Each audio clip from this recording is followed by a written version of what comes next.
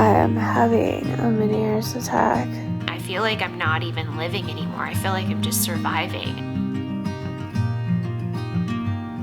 I had a procedure done right here. They're gonna make an incision in my ear. Intractable means resistant to treatment. That's what's gonna change my life is, I just say it because it sounds good.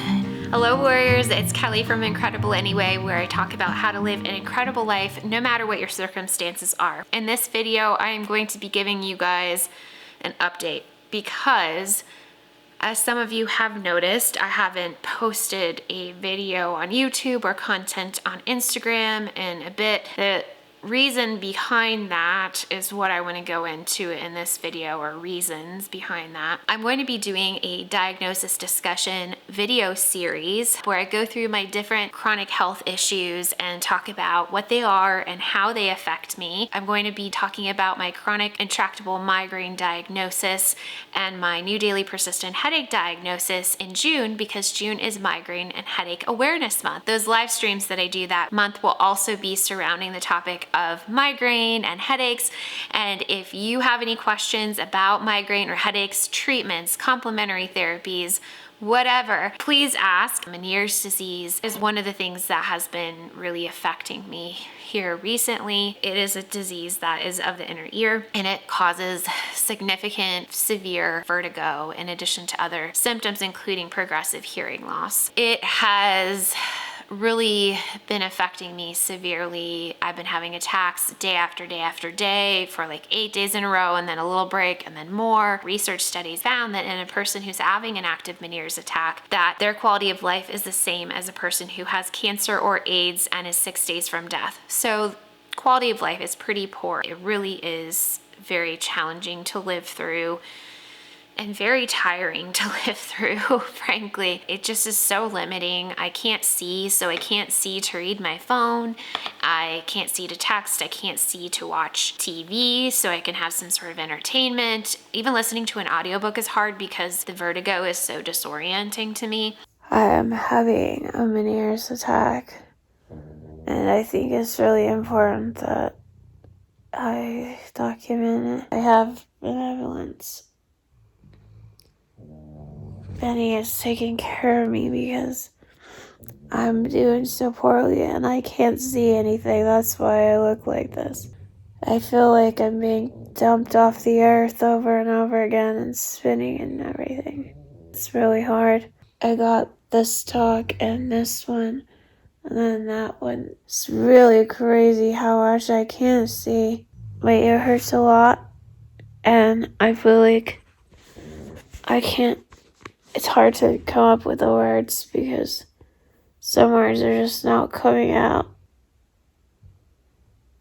It's so hard because everything is moving so much. So weird. It's hard living alone when you're completely incapacitated by something. And knowing I have him to help me is just pretty darn cool. So thankful. He changes my life. He makes my life better. You're not alone, whatever you're going through. Always remember, even if you're feeling the worst thing you've ever felt, you can get through it. Usually my brain can't handle the vertigo, and so it forces me to shut down or to sleep. And so I end up sleeping day after day after day, and I feel like I'm not even living anymore. I feel like I'm just surviving. It's pretty much what I do. Like, I come in here into my great room and stay on the couch because it's close to my dog's food and my food, and going out, letting the dogs go outside. Probably the longest distance is to go to the bathroom, and I go in my wheelchair because even walking with my service dog is dangerous when my vertigo is that bad. I don't know where I am in space, and so I end up on the floor, and I want to make sure I don't do that. It's just a very challenging thing because what I can do is so very limited. Even the things that I do on a daily basis, like I described, cooking for myself and getting the dog's food, like all of those things I have to modify so that I can actually do them. Getting around and actually functioning is so hard. I had a procedure done in September of 2020.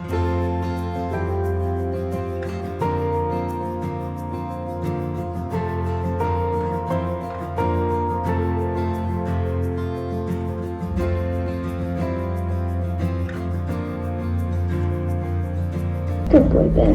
You're doing such a good job. Quite handsome. Where's my handsome Ray? Benny's doing an amazing job. We're in my doctor's office, in the room, waiting for the doctor. I'm gonna be having a procedure right here. He's gonna cut open my eardrum. And that's probably wearing off, which is why I'm getting these attacks again. And so about a week and a half ago, I had a procedure done again in Nashville, and I vlogged it. I'm currently editing that video.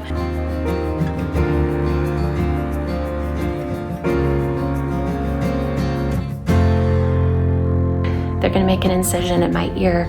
I'm nervous. I had a really horrible Ménière's attack yesterday, and so I'm super glad it didn't happen today. It was really, really bad. You're gonna be seeing that video come out very soon and understand what the procedure is and how it should help me. I'm really hopeful that that will potentially end my Ménière's attacks, and if not end them, at least stop them for a period of time and allow me to have a little bit better of a quality of life than I was having. The second biggest reason is that, as many of you know, I have chronic intractable migraine. Intractable means resistant to treatment. I've been in a really challenging place with migraine.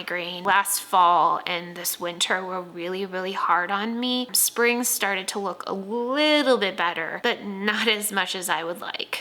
And so my doctor and I had a heart-to-heart and really a frank discussion. I really like this doctor. He's a neurologist that specializes in treating migraines. I waited over a year to get into him, so he's really excellent, and I'm so thankful to have him on my team. He is very honest. You know, it's important to keep hope alive, but it's also important to know where you are realistically, and I felt like this doctor really validated me. He said to me, you know, Kelly, you've tried practically all there is to try for migraine. There's maybe a couple things I haven't tried, but really they're not different from what I have tried. And so he said, you're really at a place where there's not really anything left. That frankly is a very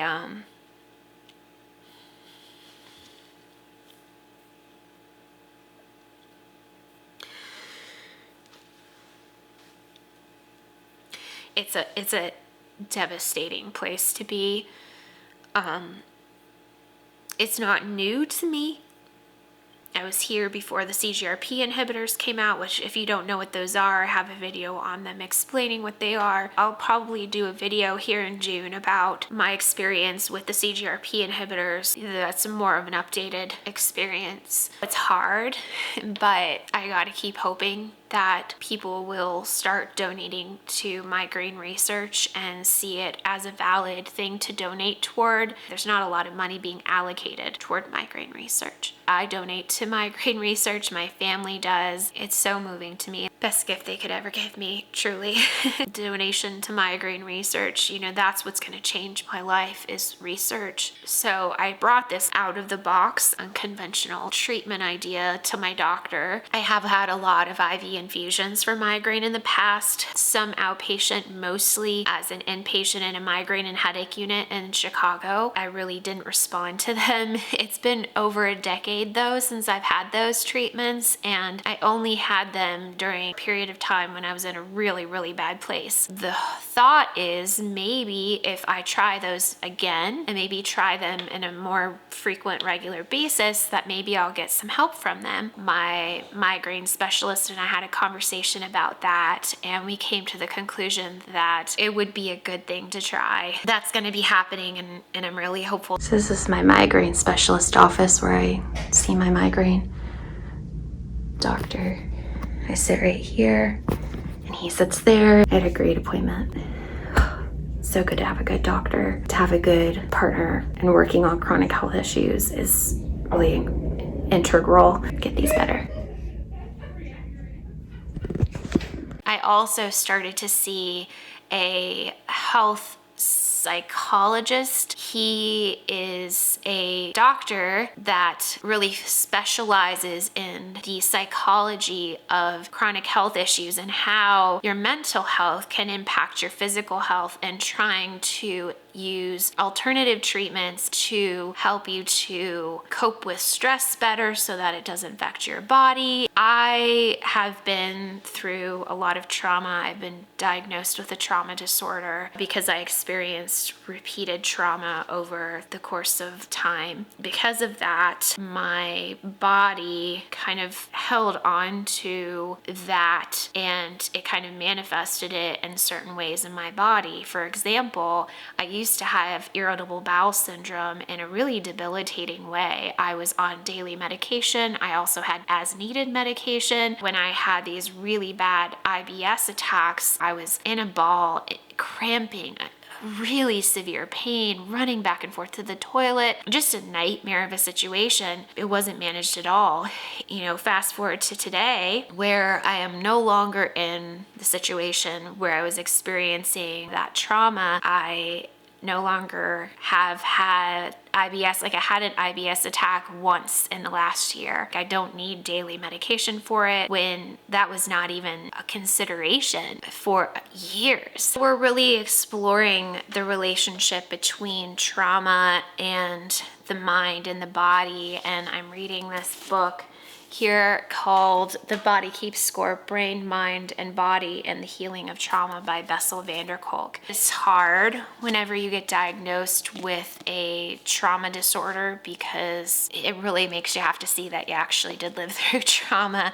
But also it's hard because you see how it has affected you. And what I love about this opportunity with this health psychiatrist is that he really looks at the interaction between the mind and the body. As we can, change our behaviors, perhaps we can change the way our body reacts and copes to certain experiences. It wasn't my fault that I experienced what I did, but I do have a choice now that I know that my body copes in a certain way to try to learn a different way of coping. We're also going to be working on sleep. My sleep is completely messed up. I have nightmares. I have a hard time sleeping in my bed at night, and I'm going to be vlogging my journey so that you guys can learn what I'm learning about sleep and why certain things might be more helpful in getting to sleep and falling asleep and staying asleep. This health psychiatrist specializes in sleep behavioral health. He just came from Cleveland Clinic, so I feel like we got this expert. It just feels like adding more tools in my toolbox. It is really hard to deal with the suffering, and what I take away whenever I go through these really rough periods is I really try to remember that even though I'm going through a rough time, there's always something to be thankful for. And I don't say that in a trite way.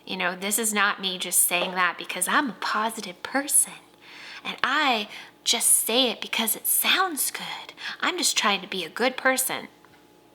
No, no. I am trying to have an incredible life, and I have found that the way to do that is to be thankful. And even on those days where I had barely any ability to do anything because of the Ménière's attacks, I remember I was laying there and I was thinking, but I am so thankful I'm on this couch. It's so comfortable, and I'm thankful I got this pillow and this soft blanket and this air conditioning. I'm thankful I have this beautiful house that I get to live in, and these dogs that are cuddling with me, and a service dog that is helpful, and a wheelchair that gets me around, and on and on and on and on. Seriously, being thankful can be a runaway train. It really is if you are open to it. I right now am so limited in what I'm able to do, and I remember myself when I was a typically healthy young adult, and I could go and go and go and do whatever I wanted to do, and I miss that. And I feel like I didn't appreciate it. I so didn't appreciate it back then. I did not know what I had. And so now I try to be appreciative of things that I have that maybe other people don't have. My body is malfunctioning in a lot of ways, but my legs are not paralyzed. They work, even though I have to use a wheelchair or assisted assistive devices on occasion, I can still walk around the house. I have a lot to be thankful for, and those things are what remind me that my life is good. It's because I choose to pay attention to them, and when I don't, when I choose to only focus on the suffering, that's when I go down a dark hole, and I think that's where the balance has to come in. It's how you find an incredible life. If you have made it to this part in the video, I want you to tell me something you are thankful for in the comment section, and I will know that you made it here. Thank you so much for watching. Thank you for those of you who have encouraged me. I really, really appreciate it. I'm so excited for where we're going next on this channel. There's so much to look forward to in the live streams. I am Kelly, and remember, you are not alone. Go find your incredible anyway. I'm just having a good time.